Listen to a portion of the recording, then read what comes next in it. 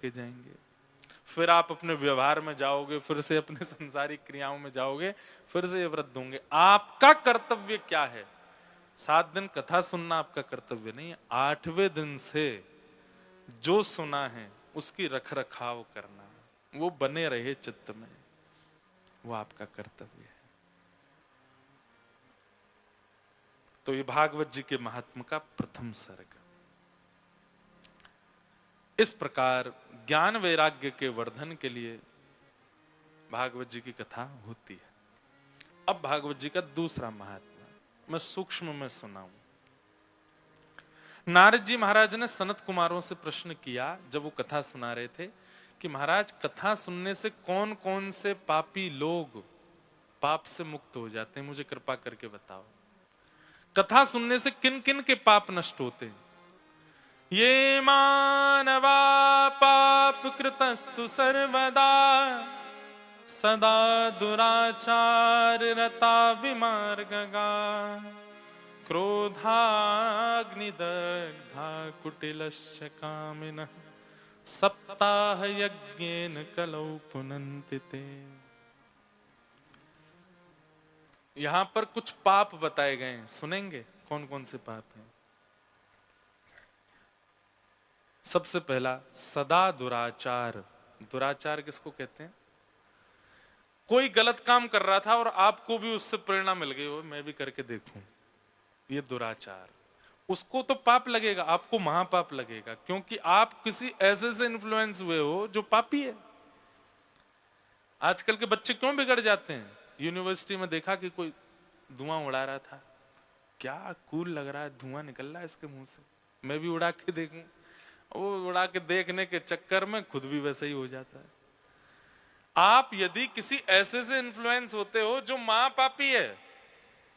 एक मैं कहीं देख रहा था, कोई बोला, कोई माँ बोली मेरी बेटी मुझे मारती है, तो उससे पूछा तुम क्यों मारते हो? बोले मेरी फ्रेंड भी मारती है इसलिए मारती है। कई लोग व्यवहार में बहुत अच्छे होते हैं, पर दूसरों की क्रिया देख करके उनके मन में आ जाता हम भी करके देख लें, ऐसा क्या बुराई है? तो ये दूषित इन्फ्लुएंस होना महापाप है। और आज का युवा कहीं ना कहीं भटक जाता है। अभी तो थोड़े थोड़े संभल रहे हैं, बच रहे हैं कहीं ना कहीं हद तक, पर कई युवा जो हैं वो आज भी अपना इन्फ्लुएंसर किनको मानते हैं? जो गंदा खाते, गंदा बोलते, गंदा पहनते, गंदा करते। कुछ दिन पहले उसका प्रमाण भी मिल गया।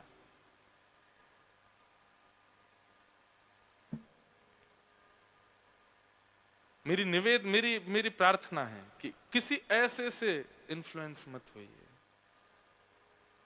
जिसके विचार और भाव और क्रिया शुद्ध नहीं है, वो महापाप है।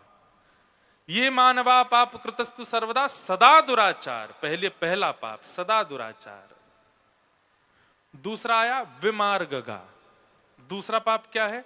मां ने, पिता ने, गुरु ने और शास्त्रों ने जिस मार्ग पर जाने से मना किया है उस मार्ग पर जाना, ये महापाप है। विमार्गगा, गलत रास्ते को चुन लेना और उस पर चलने लगना। और फिर क्या आया? तीसरा क्रोधाग्नि दग्धा, भयंकर गुस्सा होना, भयानक क्रोध होना, छोटी छोटी बातों पर पूरे घर को अधर कर देना। एक बात बता दें आपको, किसी को बहुत ज्यादा गुस्सा आता है, अतीत में गुस्सा आता है, पर गुस्सा किस लिए आता है? सुधार के लिए। पत्नी को आता पति पे, किस लिए आता है? ये ठीक हो, ये सुधरें। वो उनसे लड़ना नहीं चाहती, उसका स्वभाव नहीं है, पर कभी कभी गुस्सा इसलिए करती है कि ये नहीं करें ऐसा, या ये ठीक चले। या पति करता है पत्नी पर इसलिए, या मां करती है बच्चे पर। कहीं ना कहीं किसी के सुधार के लिए, सवार के लिए अगर क्रोध होता है, अच्छा है। पर जहां क्रोध कोई ऐसी बड़ी बात नहीं है, फिर भी भयंकर क्रोध आ रहा है, हमारी इस बात को उस समय याद कर लेना। भयंकर क्रोध आने वाले व्यक्ति को विदाउट इमिग्रेशन एंट्री मिलती है नरक में। उससे पूछताछ भी नहीं की जाती, जैसे विदेश में पूछताछ होती है ना, why are you travelling to US, क्यों आए हो यहाँ पे? कितने दिन रहोगे, कहां जाओगे, क्या खाओगे, क्या पियोगे? बाकी के लोग जब नरक में जाते तो उनसे उनके गुनाह पूछे जाते होंगे, लेकिन भयंकर क्रोधी व्यक्ति जब आता है तो उसके टैग ही लगा आता है, उससे पूछा ही नहीं जाता। सारे द्वार जाओ जाओ जाओ, तो कढ़ाई तुम्हारा इंतजार कर रही है, जाओ कूद जाओ खोलते हुए तेल में। क्रोधाग्नि दग्धा, इसलिए भयंकर गुस्सा मतलब बेवजह का गुस्सा नहीं आना चाहिए। ये महापाप की श्रेणी है, क्रोधाग्नि दग्धा। और क्रोधाग्नि के बाद दूसरा क्या, अभी कितने हो गए, 1 2 3, चौथा है कुटिलश्च। कुटिल मतलब मुंह पर कैसे हैं? आप बहुत अच्छे हो, आप बहुत बढ़िया हो, अच्छे अच्छे अच्छे, लेकिन मन में क्या सोच रहे हैं? तू नीचे उतर, सिड्डी पर तेरा पांव रिपट जाना चाहिए, गिर जाए तेरे फ्रैक्चर हो जाए, मन में ऐसा सोच रहे हैं। पर दिखा क्या रहे हैं? अच्छाई, पर अंदर कैसे हैं? उसके लिए बिल्कुल उल्टे, विपरीत। इसको कहते हैं कुटिल। ये भी पाप है। अगर आप किसी के सन्मुख अच्छे नहीं हो तो वहां जाओ ही मत उससे मिलने। प्रयास करो कि आप अच्छे बनो तभी जाओ, लेकिन जबरदस्ती दिखाना कि आप अच्छे हो और भीतर से उसके प्रति बुरा भाव रखना, और उसी के संग रहते हैं, उसी का खाते हैं, उसी की बातें बोलते हैं, सब कुछ, पर मन से उसका अच्छा नहीं चाहते। इसको द्रोही लोग भी कहते हैं। देशद्रोही हो, गुरुद्रोही हो, परिवार द्रोही हो, महापाप है। देशद्रोही होना या गुरुद्रोही होना महापाप की श्रेणी में आता है। तो कुटिल, मुंह पर कुछ भीतर से कुछ, महापाप। और 5वां आया कामिनः। जहां जाते हैं, जिसको देखते हैं, जिस व्यवस्था में हो, जिस अवस्था में हो, जिस माहौल में हो, केवल काम ही आता है चित्त में सबसे पहला। ऐसे लोगों को भी महापापी कहा जाता है। और फिर कहा गया सत्येन हीना पितृमात्र दूषका। सत्यहीन, बिल्कुल असत्य ही बोलते हैं, और माता पिता से द्वेष करते हैं, माता पिता से विद्रोह करते हैं, माता पिता को अपना शत्रु मानते हैं, ऐसा भी, ये भी महापाप है। ये सब अवगुण जिनमें हैं, सप्ताह यज्ञेन कलौ पुनन्तिते। अगर वो नियमित रूप से कथा का श्रवण कर लें, और केवल श्रवण ना करें, जीवन में उतार लें, तो कथा उनके चित्त को पवित्र कर देगी। कथा उनके इन इन अवगुणों को सुधार सकती है। लेकिन मरीज तब ही स्वस्थ होता है जब ठीक होने की भावना से ही गया हो। कई लोग कथा में आते हैं, वो ऐसे बैठते हैं कथा में आकर के, हम थोड़े ही ऐसे, हम थोड़े ही ऐसे, ये है बगल वाला, ये है। कई बार कई जगह कथा होती है ना, तो मैं लोगों को देखता हूं, तो जब मैं ये अवगुण बताता हूं, दो चार, ये तेरी बात कर रहे हैं, तेरे बारे में बता रहे हैं महाराज जी, तो ये ऐसा। आपने खुद को देखा, कहीं ना कहीं ये सारे अवगुण, इनमें से एक अवगुण सब में है। हम पृथ्वी पर हैं ही इसीलिए कि हम में अवगुण है, नहीं तो हम उड़ने लग जाते आकाश में। गुरुत्वाकर्षण हम पर काम इसलिए करता है क्योंकि गुरुत्वाकर्षण के समान नियम है हमारे अंदर। जिस दिन गुरुत्वाकर्षण से विपरीत नियम आपका हो जाएगा, आप उड़ने लगोगे आकाश में, आप टिक नहीं पाओगे पृथ्वी पर। आपका भार पृथ्वी क्यों ले रही है? क्योंकि आप दोष युक्त हो। और एक बात और कह दें, पूर्ण दोष विमुक्त आप कभी नहीं हो पाओगे। पर हां, वो पूर्ण की जो संख्या है, काम की, क्रोध की, लोभ की, मोह की, उसकी जो संख्या 100% है, यदि वो 40%, 50%, 60% भी कम हो जाए ना, तो भी आप ठाकुर जी के प्रिय बन जाओगे। तो अच्छा है, चलो जाकर के कुछ तो कम करके आया अपने अंदर, कुछ तो कटौती की है इसने। ऐसा नहीं है कि मुझ में क्रोध नहीं होगा, मैं कथा कर रहा हूं तो मुझ में कोई लोभ नहीं है, मुझ में कोई ईर्ष्या नहीं है, मुझ में किसी भी प्रकार का कोई विकार नहीं है। पर हाँ, कथा कहते कहते, गुरुजनों के संग रहते रहते, इस व्यवहार विचार में रहते रहते मात्राएं औरों से कम हो चुकी होंगी, ये मुझे अनुभव होता है। उसका परसेंटेज जो है वो औरों से तो कम ही होगा, और वही आपको करना है, उसी के लिए बैठे हो आप यहां पर, कि ये सारे दोष जो हैं ये कथा सुनकर के घटे हम में। और वो कब घटेंगे? जब इसी भावना से बैठोगे कि मुझे ये घटाना है। और एक बात और बताएं आपको, शीशा आप जब देखते हैं ना, तो शीशा आपके दोष बताता है।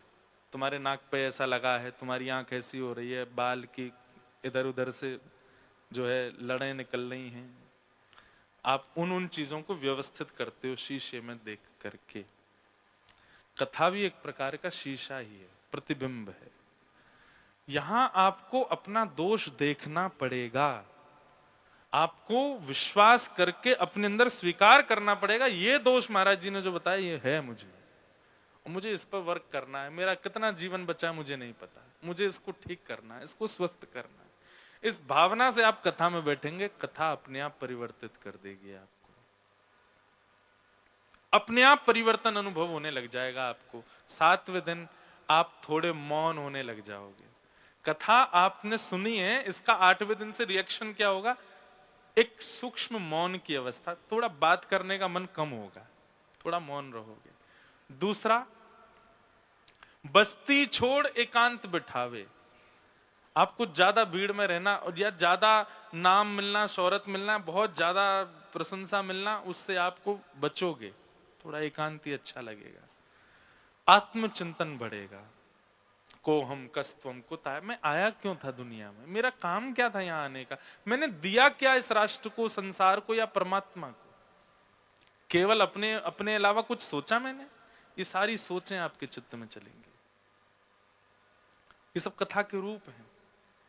और कहीं ना कहीं संसार के व्यवहार विचारों से ज्यादा आध्यात्मिक पथ में रुचि बढ़ने लग जाएगी, वहां शांति का अनुभव होगा। अभी आप एक और बहुत अच्छी परिभाषा आई मन में, अभी आप सुख के पीछे भाग रहे हो, फिर आपकी दौड़ शांति की होगी। मुझे सुख नहीं चाहिए, मुझे अच्छा भोजन मिले, अच्छा देखने को मिले, अच्छा सोने को मिले, अच्छा पहनने को मिले, ये आज तक मेरी उम्मीदें रही थी। हम तो बताओ पंडित जी की बगलबंदी पहन के आए हैं, सच बता रहे हैं। आज मैंने खुद पर अनुभव किया, अगर ये 5 साल पुराने मेरे साथ में आज जो घटना हुई अगर हुई होती, तो शायद मैं कथा करने नहीं आ पाता मंच पर। 5 साल पहले जो मैं था, मुझे मेरा ही माइक चाहिए, मुझे मेरे सारे म्यूजिशियन साथ में चाहिए, मुझे मेरी भागवत जी चाहिए, वो ग्रंथ जिससे 9 वर्ष से मैं कथा करता आ रहा हूं वो भी नहीं है, ये भी इनका ले लिया मैंने, वो भी अभी ट्रेन में ही आ रहे हैं। सामने जब मैं कथा करता हूं हनुमान जी बैठते ही हैं, वो हनुमान जी भी ट्रेन में ही है, अभी आए ही नहीं है। उनको आज पहली बार होगा कि पहली कथा में पहले दिन मैंने सुनाई नहीं कथा। मेरे गोपाल जी जो पूरी दुनिया में घूमते हैं साथ में, वो भी नहीं आए। कल देखना यहाँ कितनी भीड़ बैठेगी यहाँ। तो मैं आज खुद पर अनुभव कर रहा था कि मैं, अच्छा एक मेरा हैंडबैग और था। देखो कैसी घटना घटी है। हैंडबैग था मेरे साथ में, तो जब हम आ रहे थे भुवनेश्वर से, तो हमारे एक पंडित जी और थे साथ में। बोले इसको कहाँ लादे डोलेंगे, इसको भी दे दो लगेज में। उसमें था बैटरी बैंक। अब जैसे ही फ्लाइट में मैं बैठा हूँ, गेट क्लोज के टाइम में तब आए, बोले कि आपका महाराज जी 2 बैग है? मैंने कहा हाँ। एक बैग में बैटरी बैंक है। मैंने कहा ये किसने धर दी भैया? मैंने अब क्या होगा? बोले वो बैग तो निकालना पड़ेगा। मैंने कहा आप बैटरी बैंक निकाल के बैग धर दो। बोले नहीं, बैग ही पूरा जाएगा आपका। मैंने कहा कैसे आएगा? बोले अगली फ्लाइट से आएगा। मैंने उसके लिए क्या करना पड़ेगा? आप एयरपोर्ट पे ही रुकना, इतनी देर वेट करना है। मैंने कहा रुको, रात में एक और व्यक्ति हमारे आ रहे हैं 11 बजे वाली फ्लाइट से, वो ले जाएंगे, उनको बाहर दे दो। मुझे क्या पता था कि यहाँ ट्रेन भी नहीं आ रही है, तो जो 2 जोड़ी कपड़े उसमें थे वो भी नहीं आए। बिल्कुल शून्य आया हूं आज मैं कथा करने, कुछ नहीं है मेरे पास, केवल मेरा फोन था। धोती भी किसी से मांगी, बगलबंदी भी किसी से मांगी, और भगवान की कृपा से शॉल भी किसी से मांगी। ये मिल गए तो मैं पहन के आ गया, और इसके बाद भी मैं बहुत प्रसन्न हूं, मुझे बिल्कुल चिंता नहीं हुई। मैंने किसी को बताया फोन करके कि ऐसा ऐसा हुआ, तो सामने वाला बोला तुम ज्यादा परेशान मत हो ना। मैंने कहा मुझे तो हंसी आ रही है, मैं तो बहुत खुश हूं। ये खुद के अंदर अनुभव किया, तो मैं आपको कह रहा हूं कि एक समय ऐसा आएगा, व्यवस्थाएं आपकी प्रायोरिटी नहीं होंगी। आप अपनी इंद्रियों को प्रधानता देने की नहीं विचार करोगे, आप अपने चित्त को प्रधानता दोगे। हाँ, इस बात से मैं जरूर थोड़ा सा संकोच में था कि मैं कथा कैसे कहूंगा। अधिकतर सब जगह लोग वैसे आते हैं जो पहले से सुने हुए हैं कथा, भाव वाले बड़े हैं, सब आनंद से नाच रहे हैं, गा रहे हैं, सब नए लोग, सीमित लोग कैसे कहेंगे। तो उसका सुख मुझे यहाँ के माहौल में मिल ही गया, आनंद हो ही गया। तो कहीं ना कहीं आप अभी तक सुख के पीछे भाग रहे थे, पर फिर आप शांति के पीछे जाओगे, और जब शांति के पीछे आपकी दौड़ लगती है तो सुख आपकी इंद्रियों को मिलता है, शांति आपके मन को मिलती है। और कथा वही परिवर्तन करती है आपके चित्त में, आप सुख नहीं शांति चाहोगे। तो ये सारे पाप कथा सुनने से मुक्त होते हैं, लेकिन कब? जब अपने पाप को स्वीकार कर लोगे अंदर, हाँ ये है मुझ में, या ये था मुझ में, कुछ किया नहीं पर अब अवस्था की वजह से उस स्थिति में नहीं हूं, तो परिवर्तन करना है। फिर यहां पर एक आत्मदेव नाम के ब्राह्मण थे, उनके कोई संतान नहीं थी, उनकी कथा बताई गई। वो अपनी आत्महत्या करने के लिए वन में जा रहे थे, तभी एक संत उनको मिले, उन्होंने पूछा क्या नाम है तुम्हारा? बोले आत्मदेव। क्या कर रहे हो? आत्महत्या। क्यों? संतान नहीं है मेरे। तब उन्होंने एक बहुत अच्छा सूत्र दिया, सुनिएगा। वे संत कहते हैं महात्मा में कि ठाकुर जी, अच्छा वो सूत्र देते हैं, अच्छा एक बात बताओ, कोई व्यक्ति सफर पर जा रहा है अकेला और उसके पास में 4 सामान है, वो ज्यादा सुखी है या जो सफर पर गया है उसके पास केवल 1 सामान है, वो ज्यादा सुखी है, या है ही नहीं वो ज्यादा सुखी है? जितना कम सामान रहेगा उतना सफर आसान रहेगा, जैसे आज मेरा हुआ है।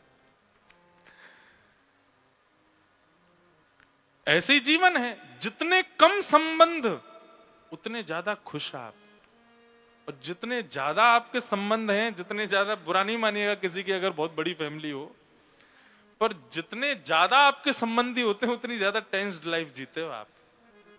सबका इंटरफेरेंस है आपकी लाइफ में। आत्मदेव को संत कहते हैं अच्छा है ना, तुम हो, तुम्हारी पत्नी, बस 2 ही तो हो, ठीक है, अब किस बात की चिंता कर रहे हो? ठाकुर जी ने तुमको बल्कि सामान कम दिया है, अपने सफर को आराम से पार कर लो, ये जबरदस्ती की चिंता क्यों ले रखी है सिर पर तुमने? लेकिन वही है ना, अज्ञानी व्यक्ति को बातें समझ नहीं आती। आत्मदेव रोने, अरे आप क्या जानो, आप तो महात्मा फक्कड़ बाबा, आपको क्या पता, गृहस्थाश्रम में जब तक संतान ना हो तब तक माता पिता को कितनी पीड़ा होती है। संत बोले तुम बहुत दुखी लगते हो, इधर आओ। अपने झोली में से एक सेब निकाल करके दिया, बोले लो अपनी पत्नी को जाके खिला देना, तुम्हारे घर में एक संतान होगी। पर याद रहे पत्नी को कुछ नियम पालन करने होंगे 1 साल तक। क्या क्या? सत्यम शौचम दया दानम एक भुक्तुम तु भोजनम वर्षावधि स्त्रिया कार्यम तेन पुत्रोति निर्मल। सबसे पहला सत्य बोलना पड़ेगा, जब ये फल खा ले तब से लेके जब तक बालक जन्म ना ले असत्य ना बोले। ये हर गर्भ सगर्भा माता कर सकती है, जिनके भी गर्भ में बालक है उन माताओं को ये 5 नियम पालन करने, उनका बालक दिव्य ही होगा। सबसे पहला सत्यम, झूठ ना बोले, सत्य बोले। हमें ऐसा लगता है कि बच्चे के जन्म के बाद उसकी परवरिश होती है तो ही वो बालक सुधरता है। कई बार देखा गया है कि बच्चे की अपब्रिंगिंग बहुत अच्छी थी, लेकिन फिर भी वो बालक बिगड़ जाता है 15-16 साल में जाके। क्यों? मां के 9 महीने के सगर्भा स्थिति का ज्यादा इंपैक्ट पड़ता है बालक पर। तो उस समय 9 महीने क्या करे? सत्यम, झूठ ना बोले। दूसरा शौचम, जितना हो सके पवित्र रखने का प्रयास करे, धुले हुए वस्त्र पहने, आसपास भी शुद्धता रखे, मानसिक भी शुद्ध रहे, किसी के बारे में गलत विचार आदि दूषित ना सोचे। सत्यम, शौचम, और तीसरा दया। शत्रु भी सामने आ जाए तो उस पर भी दया करे, सगर्भा माता, उस पर भी दया भाव रखे, किसी के प्रति द्वेष भाव नहीं। सत्यम, शौचम, दया, और चौथी बात है दानम। 9 महीने तक प्रतिदिन दान करे, या तो अन्न का करे, या वस्त्र का करे, या धन का करे, या किसी भी वस्तु का करे, उसके हाथ से कुछ जाना चाहिए किसी व्यक्ति को। और अंतिम सबसे कठिन, आप लोग हंस जाओगे सुन के, एक भुक्तुम तु भोजनम, केवल एक बार भोजन करे। आप कहोगे महाराज जी आसान है, बालक गर्भ में और एक बार भोजन, वो तो डॉक्टर भी आपको नहीं बोलेंगे, पर यहां पर कहा गया है एक बार भोजन का मतलब क्या है? ज्यादा संसारी भोजन जो होता है, बहुत तला हुआ, बहुत गरिष्ठ, बिल्कुल ही अन्न, प्योर अन्न, बिल्कुल वैसा, वो एक बार ही पावे, जितना हो सके सामान्य सात्विक प्रसाद पावे। अगर ये 5 नियमों का पालन कोई माता कर लेगी, उसका बालक सामान्य नहीं हो सकता, ये भागवत जी कह रहे। तो ये नियम संत ने बताया आत्मदेव को, जाओ अपनी पत्नी से जाकर के कह देना और ये फल खिला देना, दिव्य बालक होगा। आत्मदेव जी बड़े प्रसन्न हो गए, घर लौट के आए, पत्नी से कहा लो देवी फल खा लो। 5 नियम नहीं बताए और बस ऐसे कह दिया सत्य बोलना और फल खा लो, बहुत दिन से हम लोग बड़ी चिंता में थे, हमारी कोई संतान नहीं होगी, संतान संत ने फल दिया है। पत्नी बोली ये भी हमारे पति देवी बड़े भोले, किसी महात्मा ने कुछ दे दिया, बोले इसी से हो जाएगी संतान। अगर ऐसा है तो हमारे घर की गैया भी बांझ है, इसके भी कोई संतान नहीं, इसके हो जाए। गाय को खिला दिया। गाय 5 नियमों का पालन करती है, सत्यम, शौचम, दया, दानम, एक भुक्तुम तु भोजनम। और स्वयं पति अब रोज पूछते हैं देवी कुछ अनुभव हो रहा है क्या, कुछ हो तो मुझे बताना, संत की आज्ञा है, संत का। तो पत्नी इतनी परेशान हो गई, वो बोली सुनो